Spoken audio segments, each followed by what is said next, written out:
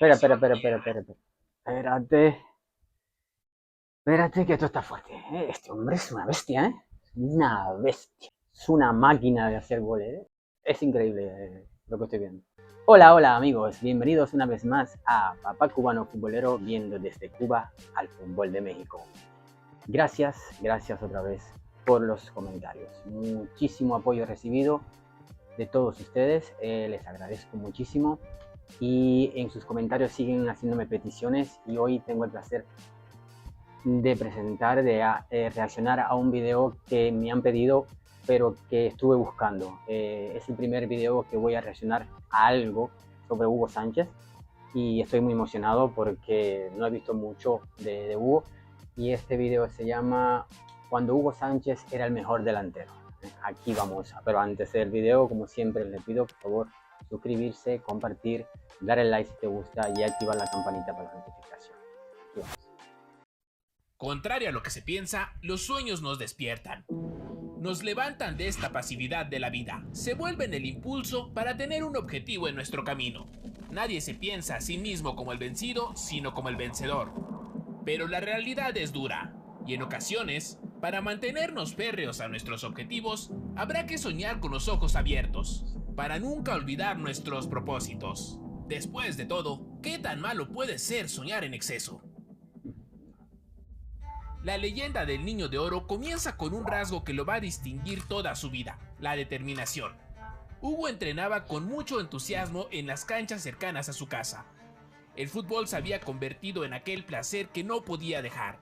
Con 14 años, ingresa a la selección olímpica juvenil, donde empezó a pulir su talento nato. Influenciado por el linaje deportivo de su familia, Hugo potenció sus habilidades. Cuando terminaba de entrenar con la selección olímpica, se quedaba con su hermana Erlinda, gimnasta olímpica, para desarrollar las acrobacias que lo distinguirían en el futuro. Hugo debutó en la selección olímpica un año después y gracias a sus actuaciones en el Campeonato Panamericano del 75 y el Campeonato Mundial Sub-20, los Pumas le brindarían la oportunidad de jugar en el fútbol profesional.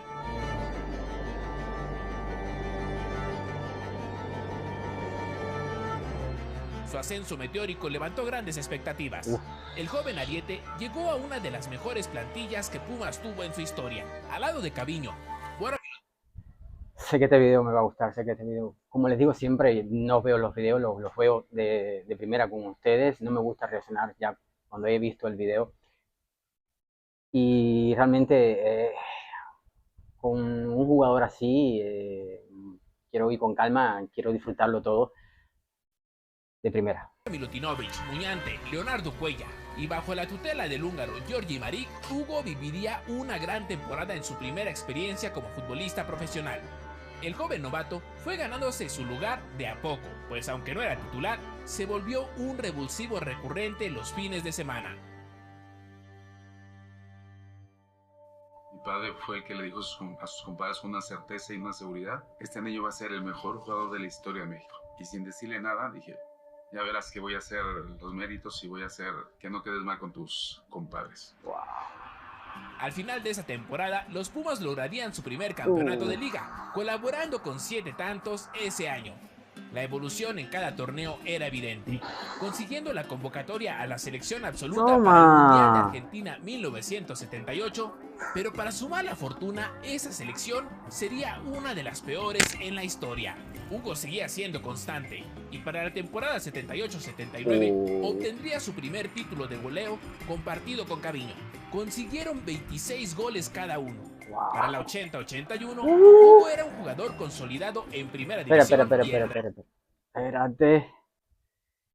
Espérate que esto está fuerte. Este hombre es una bestia, ¿eh? Una bestia. Es que vamos a seguir viendo porque no tengo palabras para describir lo que estoy viendo. Referente de los Pumas, que esa misma temporada volvió a coronarse campeón de liga. Cada vez se abrían más puertas para dar el salto a Europa, pero Hugo tenía una promesa pendiente: estuve cursando la Universidad de México. Entonces entrenaba en la mañana y estudiaba en la tarde. Pero yo no quise venir a Europa hasta que no terminase mi carrera, porque mi padre y mi madre pues se esforzaron mucho por darme los estudios y la manutención. Dije, hasta que no termine mi carrera y les entregue a mis padres la carrera profesional, no me voy. El 14 de agosto de 1981, con su título universitario. Aparte de genial jugador, tremenda persona, muy inteligente, sabía lo que quería en la vida, sabía cómo lograrlo y tenía que ser así. Universitario en la mano y con 23 años cumplidos, Hugo firmaba con el Atlético de Madrid.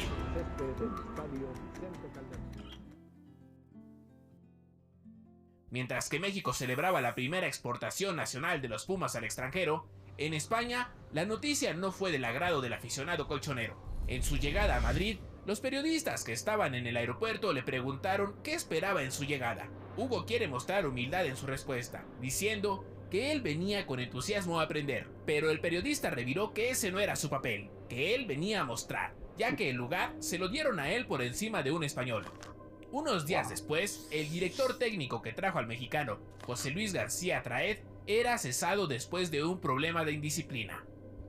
El desconocimiento del nuevo técnico, Luis Cid Pérez Carriaga, sobre las cualidades del chilango, daría como resultado pocas oportunidades a Hugo para saltar a la cancha. Y cuando lo hacía, desde las gradas se escuchaba: "Indio, vete de aquí". La prensa publicaba titulares como "Queremos futbolistas, no mariachis". Y estando lejos de su país y de la gente que confiaba en él, Sánchez sintió lo más frío de la soledad. Estos 3 meses fueron tortuosos para Hugo. El Atlético de Madrid no pasaba por un buen momento. Esto, las personas piensan que es fácil, que los futbolistas lo tienen todo planificado y que todo sale color de rosa. Pero siempre es duro llegar a otro país, a otra cultura, a otro fútbol y ya caer como de pie, ¿no? Como veo aquí, él también sufrió mucho y tuvo que jugársela duro para llegar arriba. Y por la presión, pensaron en deshacerse de él, pero Hugo prefirió reducirse la mitad del sueldo para poder permanecer dentro del club. Esta exclusión también la vivió con sus compañeros de equipo, y para darse a respetar tuvo que encararlos y llegar a los golpes. La luz tenía que aparecer, y el entrenador José Luis García Traed, quien lo había traído, regresó al banquillo. La situación le abrió la posibilidad de jugar más y en su posición natural, como centro delantero, y no por las bandas como lo había hecho con Luis Cid Pérez. A raíz de su primer gol el 29 de noviembre, Hugo volvía a oler sangre y los goles comenzaron a llegar, mitigando aquel racismo que se mostró desde su llegada. Terminó la temporada con 12 goles y el equipo se alejaría de la zona de descenso. Su rendimiento aumentaba cada temporada y fue en la 85-86 que ganaría su primer Pichichi con 19 tantos. Su instinto goleador, su gran remate y velocidad convirtieron a Hugo Sánchez en uno de los jugadores más peligrosos de España. Esa misma temporada, con gran actuación de Hugo, el Atleti arrasó con Real Madrid en su casa. Y en la final de la Copa del Rey frente al Athletic de Bilbao, Hugo le daría el título a los colchoneros. Sus actuaciones no pasaron. Es una máquina de hacer goles, ¿eh? Una máquina de hacer como sea, de izquierda a derecha, de cabeza, como quiera. Es increíble lo que estoy viendo. No pasaron por alto a los grandes clubes de la región ibérica. En la 83-84, directivos del Barcelona llegaron a un acuerdo verbal con Hugo. Yo firmado a Hugo Sánchez. Y nos fichamos un entrenador que se llama Terry Bene. Tenemos estos jugadores y hemos fichado a Hugo Sánchez para que juegue de 9. Yo tengo un jugador que es mejor, Archie. Y me llamó y me dice: "Oye, Hugo, lo siento mucho". Y le digo: "Sí, lo vas a sentir, pero mucho". Un año después, Joan Gaspar lo volvió a intentar, pero Hugo ya le había dado su palabra a alguien más. De repente me llama Joan Gaspar y me dice: "Oye, Hugo, tenías mucha razón. Queremos pagarte lo que tú quieras. ¿Pero ya firmaste con el Real Madrid?". "No, no he firmado". "Por favor, te dejo el cheque en blanco y el contrato que tú quieras". Digo: "No, lo siento. Ya me voy con el Real Madrid, pues estoy ilusionado". Aún después de conseguir afianzarse y ganarse la afición del Atlético, la madre. Hugo sabía que sería muy difícil ganar títulos con los colchoneros y aferrándose estrictamente a sus objetivos profesionales, se marchó. En una operación atípica, para evitar las molestias de su afición, el Atleti hizo una simulación de venta a los Pumas para que este último lo vendiera al Real Madrid.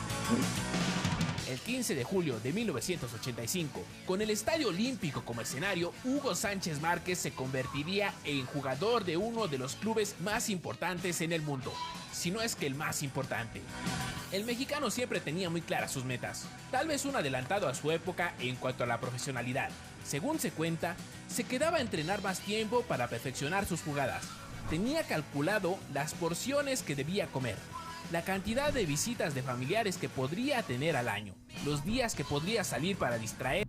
Esto es importante, porque tú puedes ser talentoso, puedes tener las condiciones humanas, un prototipo perfecto, pero si no tienes estos cuidados en el fútbol y esta disciplina, no vas a llegar muy lejos.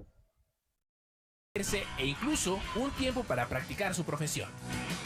En su primera temporada vestido de blanco, la 85-86, el Madrid rompió su sequía en el campeonato de Liga y Hugo conquistó su segundo Pichichi con 22 dianas. En un plano más amplio, Hugo competía en la Copa UEFA.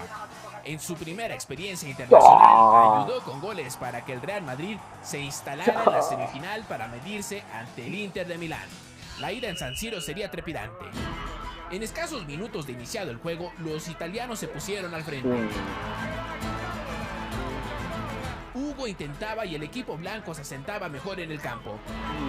La descolgada del equipo italiano inquietaba a la defensa madrileña y por la banda, un pase se convirtió en un peligroso tiro que pegaba en el travesaño. Hugo con habilidad tomaba el balón por el centro del campo y desbordaba sus marcadores. Mandaba un pase retrasado a los pies de Valdano que no pudo convertir. Michel centra a Valdano que remata y Hugo se queda cerca de cerrar la pinza. Los de blanco embestían con un pase filtrado de Gordillo y Hugo otra vez se quedaba cerca del remate. Instantes después, en un servicio largo, el guardameta José Manuel salía mal y le regalaba el balón a Marco Tardelli para encajar el segundo. Los merengues intentaron ser más ofensivos y en su mejor oportunidad un balón filtrado de Michel encontraría a Hugo, pero su tiro pasaba a centímetros del poste. El gol merengue llegaría en un tiro de esquina, obra de Valdano. Pero 2 minutos después, Salguero marcaba en propia puerta para concretar el 3-1. En la vuelta, el Real Madrid salió con todo, y un remate de cabeza de Santillana advertía lo que estaba por venir. La presión era incesante, y la oleada blanca ponía en peligro constante a los italianos. Michel se internaba en el área de manera peligrosa, pero Giuseppe Baresi lo detenía con falta dentro del área. Hugo era implacable y metía el penal que los acercaba. En el segundo tiempo, en un tiro centro, Michel se quedaba muy cerca de hacer un golazo. Los merengues conseguirían su segundo gol por obra de Gordillo.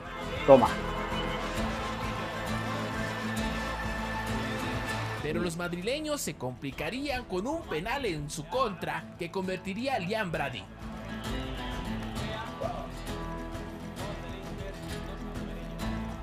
Sin embargo, un penal más a favor del Real Madrid, ejecutado por su killer Hugo Sánchez, empataba el global.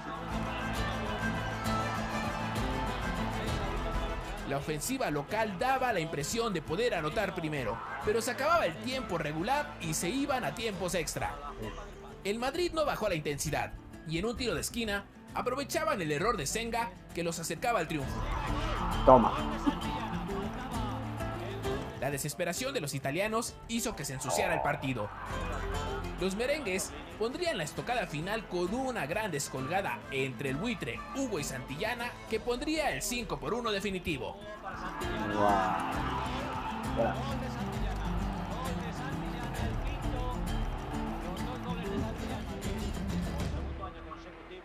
Un partidazo, realmente un partidazo. Estoy emocionado de ver cosas que nunca había visto y tienen tantos años, pero ya saben dónde vivo y cómo es la situación acá. Y entonces, ahora que puedo bajar algunos videos y ver esto sobre fútbol y sobre estos jugadores mexicanos increíbles, este Hugo Sánchez, uf, para mí, entre los mejores de la historia del fútbol. En la final se enfrentarían contra el Colonia. El Real Madrid dominaba los primeros minutos, pero sin mover el marcador. Sorpresivamente, los visitantes tomaban ventaja al 29 con una anotación que dejaba callada a las gradas. 10 minutos más tarde, los merengues se recuperaban anímicamente gracias al gol de Hugo. ¡Toma! Y antes de terminar el primer tiempo, los locales le daban la vuelta al marcador que les permitía irse al vestidor con mayor confianza. Para el segundo tiempo, los madrileños aumentaban la ventaja en un centro que era peinado por Hugo y rematado por Valdano. Con el dominio del partido, el Madrid sería un vendaval a la ofensiva.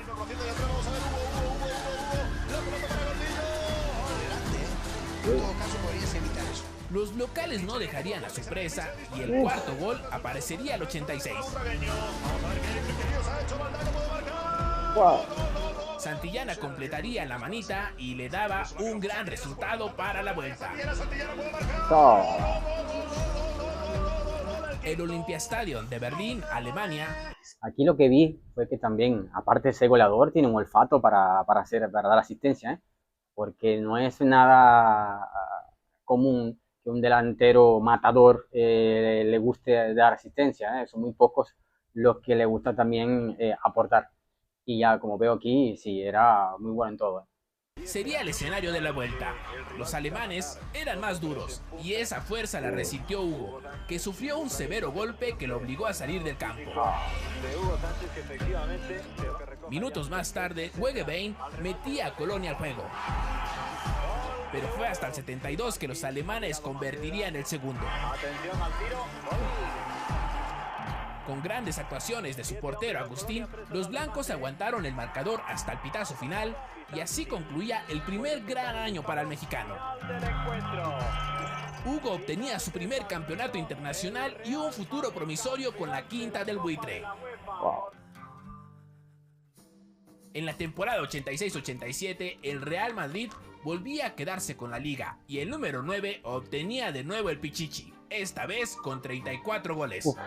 En la Copa de Europa, lo que hoy conocemos como la Champions League, el Madrid se encontró al Bayern Múnich en las semifinales. La ida la jugarían sin Hugo, y en el partido los merengues recibirían 2 tarjetas rojas, cayendo por un marcador de 4-1. Con una losa muy pesada, el Madrid no pudo remontar y solo pudo anotar un gol.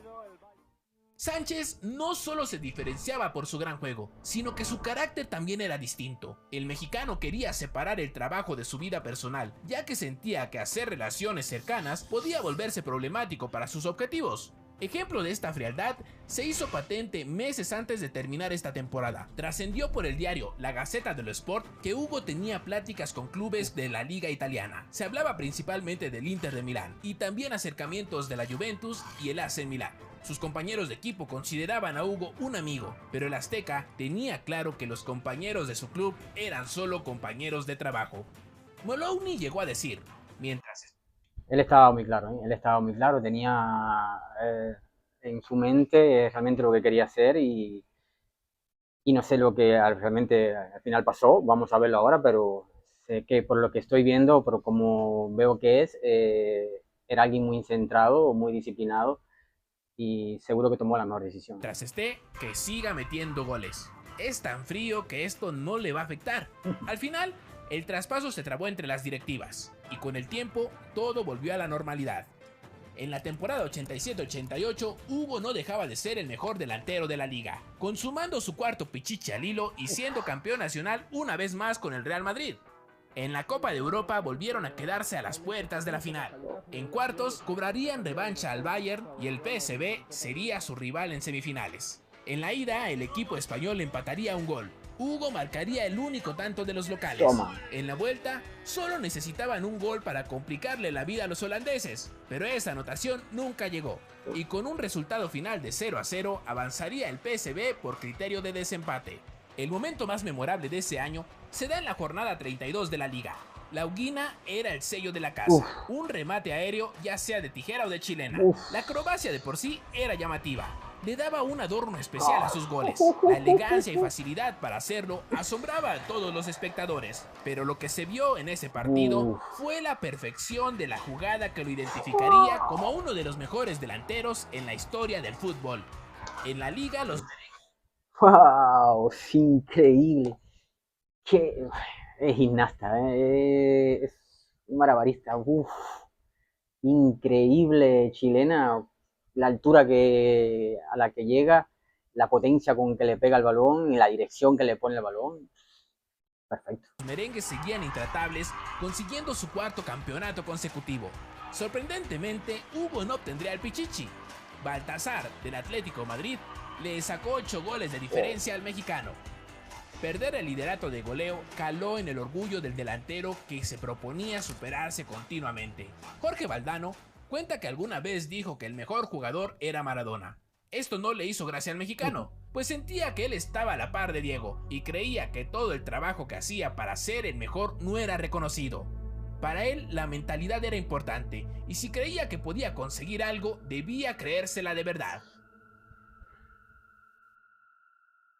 Enfocado en la liga y con las ganas de demostrar su calidad, los de la capital española fueron contundentes al ganarla por 5ª vez consecutiva. Y Hugo, que tenía la espinita clavada por la temporada pasada, realizaría un extraordinario año al anotar 38 goles, todos de un solo toque. Toma. Un récord que demoraría 22 años en ser batido.